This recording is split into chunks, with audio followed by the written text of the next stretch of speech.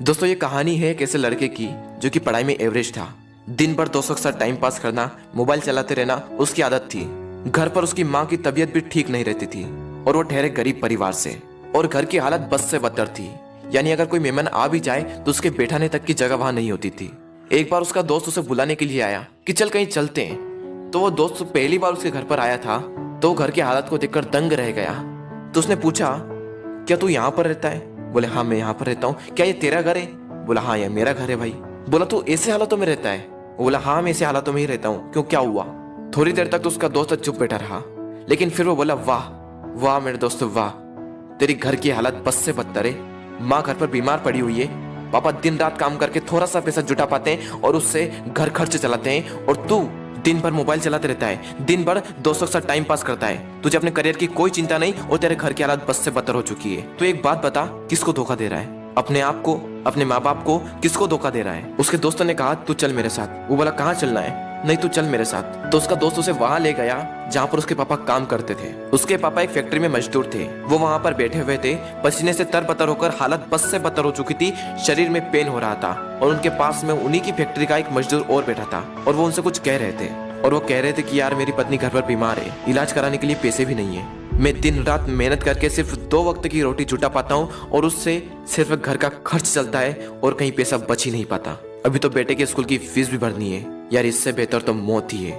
जिंदगी दुख का दूसरा नाम बन चुकी है। मैं तंग आ चुका हूँ इस जिंदगी से। अब तो सिर्फ मेरा बेटा ही मेरी आखिरी उम्मीद है। उसके पापा कह रहे थे कि देखना एक दिन मेरा बेटा इससे भी बड़ी फैक्ट्री का मालिक बनेगा। वो लड़का और उसका दोस्त दोनों उस चीज को देख रहे थे और पूरे गौर से सुन रहे थे। तभी उसके दोस्त ने कहा, देख देख कैसे जीते हैं तेरे पापा।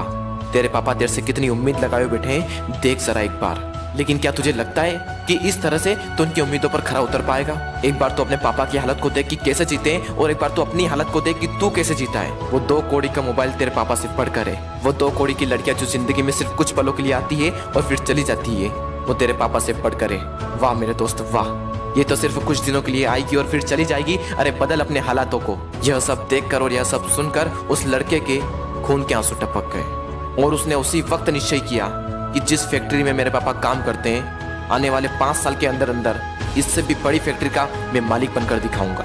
और उसके अंदर से चीख उठी थी कि मुझे कंपनी का मालिक बनना है, एक बहुत बड़ी कंपनी का मालिक बनना है, नौकर नहीं बनना है। और जैसे ही उसके अंदर से ये चीख निकली, वो दिन के लगातार 10-10 घंटे पढ़ने लगा। उसके दिमाग में सिर्फ एक ही लक्ष्य कि बहुत बड़ी कंपनी का मुझे मालिक बनना है। और उसके लिए मुझे क्या करना होगा? उसके लिए मुझे पढ़ना होगा, और मैं पढ़ूंगा। कोई माई का लाल ऐसा नहीं है जो मुझे रोक सकता है पढ़ने से। और आखिरी के सिर्फ 1 महीने में पढ़कर पूरे स्टेट में टॉप कर दिखाया। सब लोग हैरान हो गए कि ये कैसे हो गया। सबकी आंखें फटी की फटी रह गई। सब लोग दंग रह गए कि हाउ इज दिस पॉसिबल। जब उसका इंटरव्यू हुआ और उससे पूछा गया कि ये सब कैसे हुआ, तब उसने कहा कि मुझे जिंदगी में कुछ नहीं चाहिए, मुझे तो सिर्फ अपने पापा के सपनों को पूरा करना है।